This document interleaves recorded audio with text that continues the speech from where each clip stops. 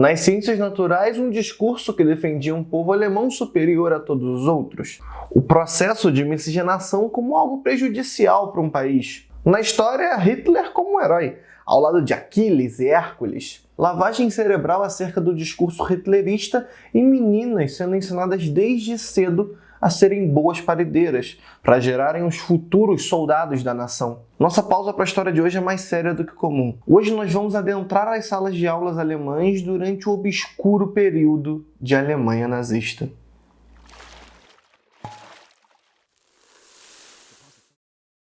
Antes de tudo, nós temos que ter em mente que a educação é um dos principais mecanismos para regimes ditatoriais propagarem a ideia dos seus governantes. Através da educação, governos ditatoriais têm acesso à mente dos jovens à informação, podendo criar na sua cabeça uma visão de mundo que seja favorável aos seus ideais políticos. Hoje a história enxerga a forma de agir dos jovens alemães da época muito como um reflexo do que era constantemente massificado nas escolas e nos movimentos juvenis hitleristas. E como que um governo domina o sistema educacional de um país? Bem, caminhos existem vários, mas o início costuma ser o mesmo. Eles começam atacando os veículos que transmitem esse conhecimento. No caso, os professores.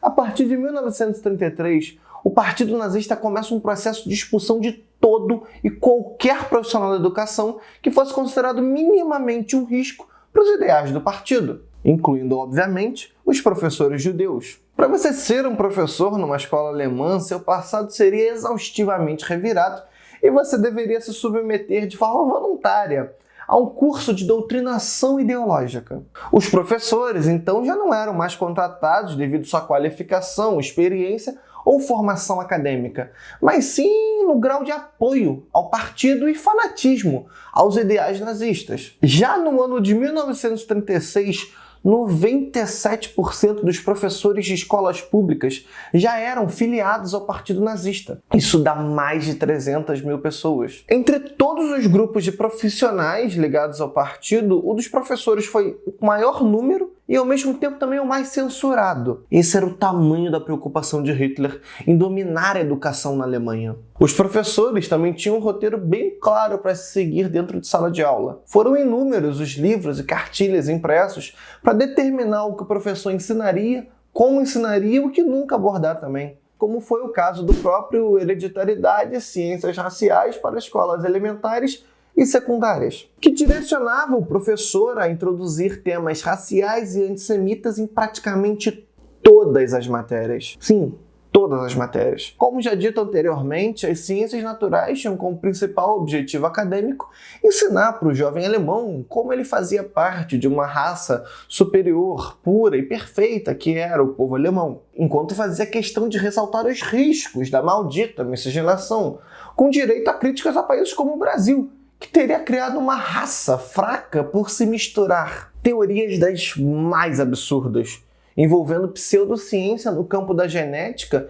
induziam os jovens e crianças a compartilharem esse sentimento de superioridade racial que foi criado pelo regime nazista. Como se já não bastasse, foi adicionado ao currículo a matéria Ciências Raciais e Eugenistas, que tinha como objetivo massificar mais ainda o que foi dito anteriormente, só que dessa vez não mais usando o povo alemão como exemplo, mas sim negros, os judeus, explicando por que essas raças teriam dado errado. Se utilizando das falácias mais estapafúrdias possíveis, o partido criava a próxima geração para odiar qualquer um que fosse considerado diferente. A geografia era utilizada basicamente para disseminar o conceito de espaço vital, defendido por Hitler. Teoria essa que defendia que o povo alemão, por ser tão superior, merecia tomar qualquer terra que considerasse necessária para assim então desenvolver suas capacidades e superioridade sem nenhum problema. O que não passava de uma justificativa ideológica de quinta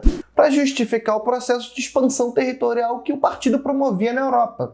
Cara, até matérias que a primeiro ponto de vista seriam difíceis de se corromper, como as ciências exatas, o pensamento hitlerista conseguia alcançar. A física passou a ser focada em temas militares, como radiocomunicação, balística e aerodinâmica, incentivando desde pequeno o sentimento militarista dentro do indivíduo. A matemática era ensinada com conceitos sociais camuflados. É até difícil de explicar, mas faço mostrar uma questão, vamos lá? Uma pessoa mentalmente incapaz custa 4 marcos por dia. Um aleijado custa 5 marcos por dia. E um criminoso condenado 3,5 marcos ao dia. As estimativas cautelosas dizem que dentro das fronteiras do Reich alemão, 300 mil pessoas estão recebendo cuidados em instituições públicas. Quantos empréstimos matrimoniais de 1.000 marcos por casal poderiam ser concedidos anualmente usando-se dos fundos destinados a tais instituições? Cara, você percebe a influência nada camuflada do incentivo ao genocídio nessa questão? Porque sim, o regime defendia abertamente o extermínio de todo ou qualquer que fosse considerado inválido. Porque para eles eram apenas um desperdício de dinheiro.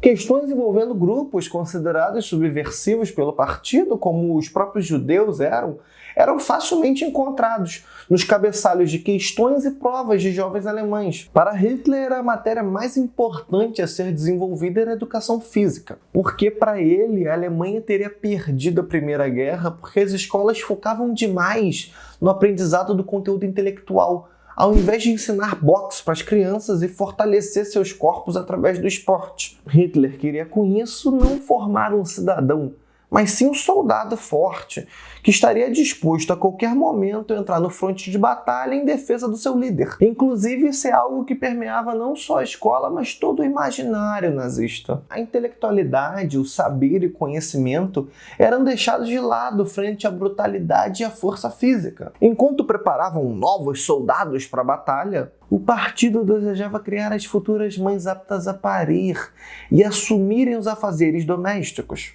E é esse momento, inclusive, que eu digo que os meninos e as meninas não só tinham aulas separadas, como matérias completamente diferentes. A grade curricular da jovem alemã não possuía diversos assuntos citados anteriormente. O foco da educação nazista para as meninas alemãs era literalmente instruí-las sobre a necessidade de gerar filhos fortes que um dia lutariam pelo país. Tanto os meninos quanto as meninas tinham atividades extracurriculares obrigatórias, como a Juventude Hitlerista para os garotos e a Liga das Moças Alemãs para as garotas. Na Juventude Hitlerista, os meninos eram entubados com a ideologia militarista e o fanatismo nazista, sendo incentivados a odiar qualquer um que fosse considerado inimigo do partido, como fica bem explicitado nesse slide, que fazia parte de uma das apresentações governamentais que eles passavam para as crianças nesse movimento. Para proteger o sangue alemão contra a miscigenação com raças estrangeiras, o Führer promulgou as Leis de Nuremberg,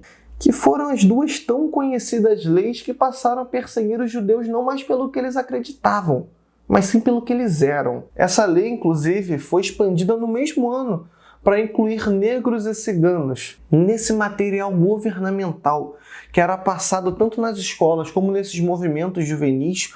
O partido relativizava e normalizava todo esse terror. E eu bato novamente nessa questão do incentivo à maternidade, porque ele era feito de uma forma muito excessiva, ao ponto de condecorar com medalha uma nova mãe. Eu estou falando da Cruz de Honra das Mães Alemãs, uma medalha que era dada a uma jovem mãe a partir do 4º filho concebido. 4 ou 5 crianças valiam uma medalha de bronze, 6 ou 7 correspondiam a uma de prata e 8 rebentos ou mais significavam uma de ouro. Em 1839, mais de 82% dos jovens de 10 a 18 anos pertenciam ou à Juventude Hitlerista ou à Liga das Moças Alemãs. Nos últimos e desesperados meses da guerra, o partido chegou a levar muitos desses meninos para o fronte de batalha, para entregarem suas vidas por uma guerra que já havia sido perdida. São muitas as outras coisas obscuras que cercam esse tema, ainda mais dentro desses grupos totalmente focados em massificar a idolatria dos jovens